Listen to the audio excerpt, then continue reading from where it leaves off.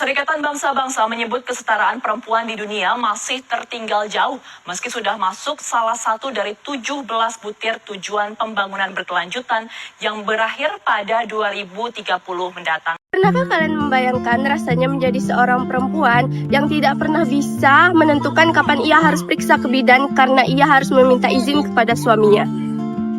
Di balik hakikatnya pelayanan kesehatan yang harusnya adil untuk semua, nyatanya perempuan masih mengalami ketimpangan dalam mendapatkan haknya, terutama dalam pelayanan kebidanan. Video ini akan mengajak kita menelusuri bagaimana kajian Kemenak sangat penting dalam pelayanan kebidanan dan apa dampak ketidaksetaraan sosial terhadap kesehatan perempuan. Gender bukan cuma tentang laki-laki atau perempuan, tapi tentang peran, tanggung jawab, dan harapan sosial yang dibentuk terhadap keduanya.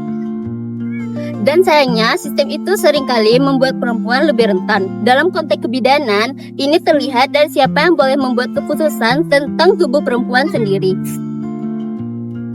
Bayangkan, masih banyak perempuan di luar sana yang tidak bisa memilih tempat bersalin karena ditentukan oleh keluarga. Ini bukan hanya masalah hak, tetapi juga keselamatan jiwa. Baiklah, lanjut ke materi kedua tentang kajian gender versus seks. Apakah kalian tahu tentang gender itu apa?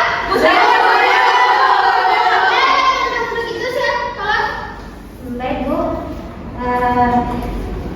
saya dapat menyimpulkan sendiri kalau gender itu peran dan harapan sosial yang dibentuk masyarakat.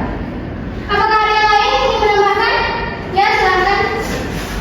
Dan seringkali perempuan harus tunduk pada sistem itu bahkan dalam kondisi keputusan medisnya. Benar sekali. Tepuk tangan untuk teman-teman. Benar sekali apa yang disampaikan oleh teman-teman kita. Dapat disimpulkan bahwa gender itu dalam pelayanan kebidanan siapa yang punya kuasa membuat keputusan bisa jadi tentu keselamatan jiwa. Apakah paham? Banyak budaya masih menempatkan perempuan sebagai pihak yang harus tunduk termasuk dalam hal kesehatan. Padahal dalam kondisi darurat obstetri, pengambilan keputusan yang terlambat dapat menyebabkan hal yang fatal. Ketidaksetaraan ini dipengaruhi oleh rendahnya pendidikan, kemiskinan, dan informasi yang berujung pada kesehatan ibu. Dari hasil musyawarah, perempuan harus menunggu izin dari suami jika ingin berobat. Tapi Bu, dari kondisi darurat seperti ini, keterlambatan bisa berakibat fatal. Iya, benar. Kami perlu edukasi banyak yang belum tahu bahayanya menunda kesehatan. Kita bisa mulai diskusi seperti ini dari masyarakat sendiri. Kita masih banyak mendengar kasus perempuan ditolak di puskesmas karena tidak membawa buku KIA atau dimarahi karena tidak datang dengan suaminya. Di sisi lain, perempuan dengan HIV disabilitas atau dari suku tertentu kadang dilakukan tidak adil oleh tenaga kesehatan. Oleh karena itu, stigma itu nyata. Ini semua menunjukkan bahwa pelayanan kesehatan belum sepenuhnya responsif gender.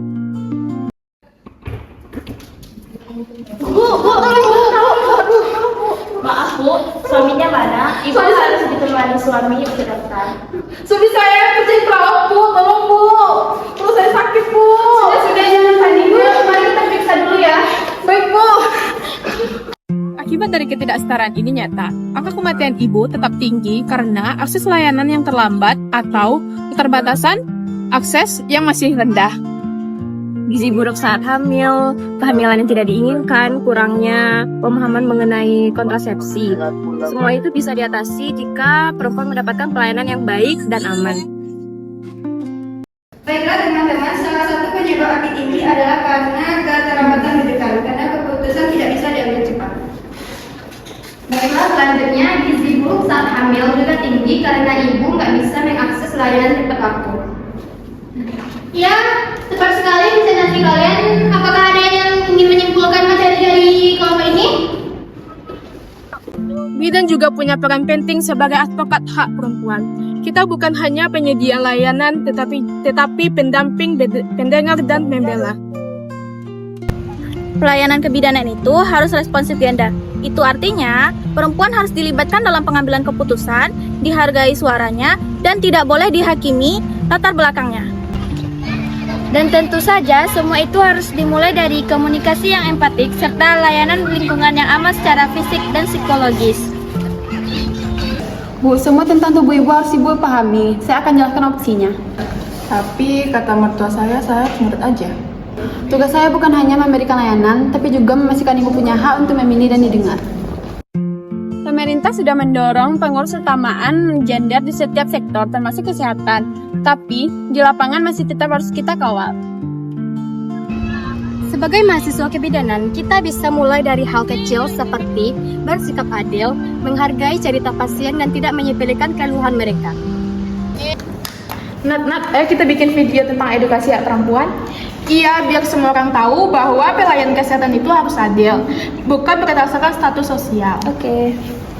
Kajian gender bukan tentang teori. Ini tentang keadilan, kemanusiaan, dan tentang masa depan seluruh perempuan Indonesia. Dan di mana semua, kajian kita ini bukan hanya sekedar teori.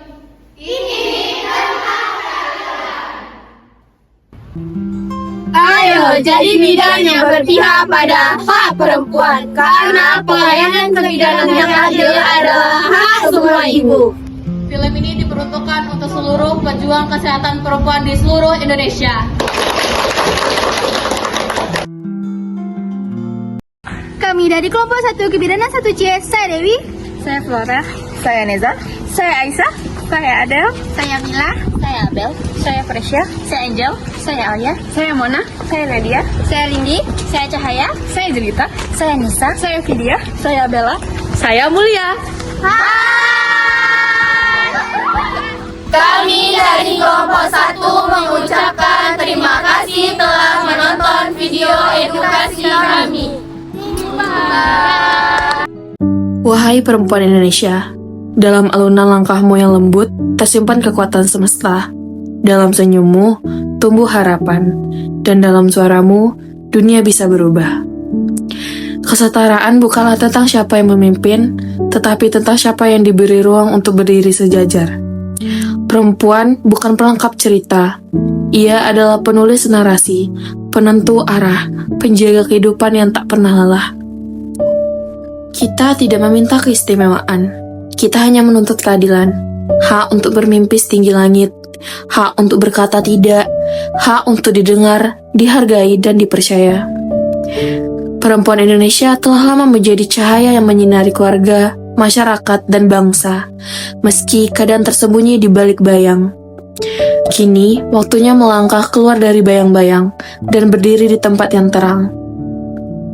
Dengan kepala tegak dan hati lapang. Mari kita saling menggandeng tangan, bukan saling menjatuhkan, karena perubahan takkan lahir dari diam, tapi dari suara-suara kecil yang tak pernah padam. Untukmu, perempuan Indonesia, kau bukan setengah dari dunia, kau adalah dunia itu sendiri.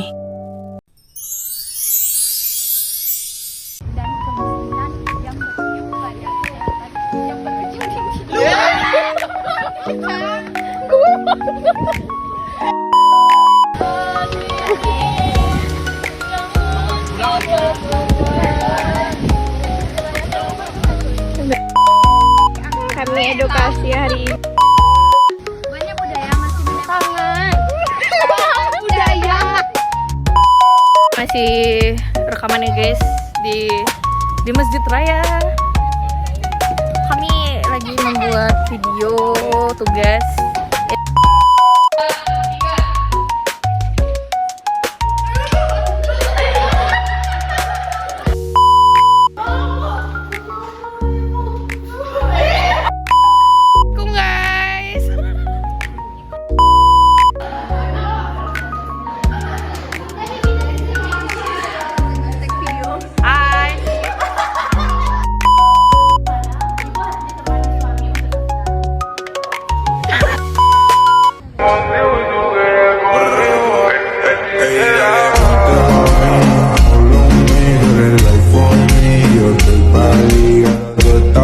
Mamá me tuvimos, lo que hace, abrimos